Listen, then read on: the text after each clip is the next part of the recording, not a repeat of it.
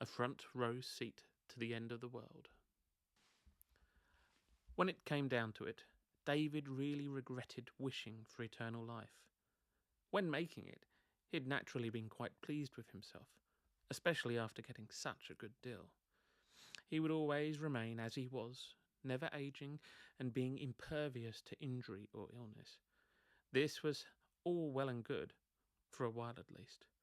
But back then, he'd never fully appreciated quite how long forever might last.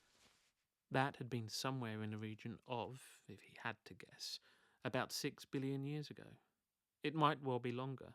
There was no real way to keep track, and although he, and he alone, out of the whole human race, had a front row seat to the end of the world, all David felt after all these countless years was boredom.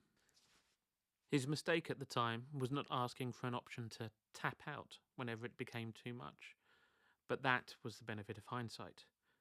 To begin with, he'd loved every moment of it, never growing old and experiencing all the future had to offer.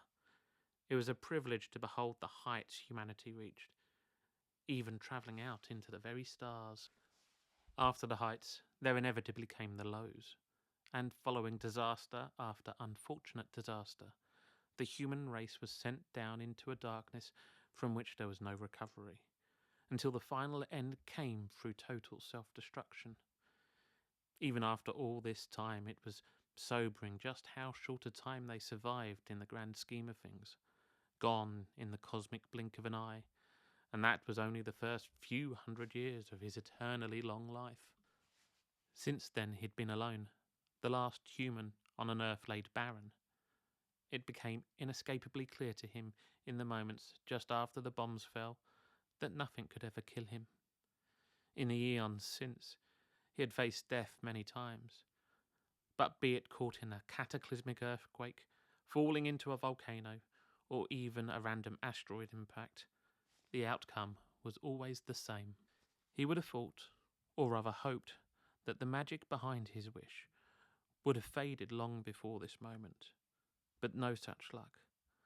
That was how he knew even the end of the world wouldn't be enough to finish him off. As the last traces of his own race crumbled to dust, he genuinely believed that might well have been it, for life, with nothing else to see until the very end of time. But the earth did not remain dead for long. Nature once more rose up through the ashes of the old, and, over millions of years, it was a wonder to see the new world flourish and evolve, though never was there anything so beautifully complex as humans. There might have been, given chance, but over the grand scale of the universe, disaster struck with surprising regularity. If humanity hadn't been the instrument of its own demise, then something else would surely have led to its destruction. Eventually, though, as the sun grew older, conditions became too hostile for any life to endure, except him, of course. Temperatures rose, the atmosphere became unbreathable, and, over the course of 1 billion years or so, even the oceans dried up. It may have taken him a lifetime, but David walked to the bottom of those once deep depths. There was little left to find, of course, but it wasn't like there was anything better to do. He explored the whole world in this way, many times over, seeing what had become of worlds once luscious and green. These were sights no person was ever meant to see, a world ravaged by nothing more than time itself, revealing to him the grim reality of how everything, even the earth, comes to an end, of all the wonders to bear witness to. He would not have missed the collision of the Andromeda and Milky Way galaxies.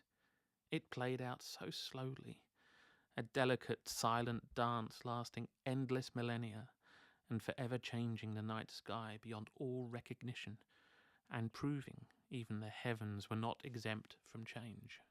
He often stood, watching it all for the longest time, and sometimes, although only sometimes, it made him forget about that relentless, unstoppable passage of time. He would wonder at the possibility of life out there in the great beyond, and remember, of course, a small part of humanity made those stars their home. Might they still be out there somewhere? Perhaps. Not that he had ever seen any sight of it. And why should he? They had no reason to ever return. So, more often than not, David just waited for the world to end. It wouldn't be much longer now. Perhaps only another 1,000,000 years or so. The sun was now many times its original size, and likely wouldn't last much longer. All that remained to be seen was whether the earth would be devoured by its ever-increasing expansion, or torn apart by the extreme gravitational forces. If he were to guess, it would be the latter.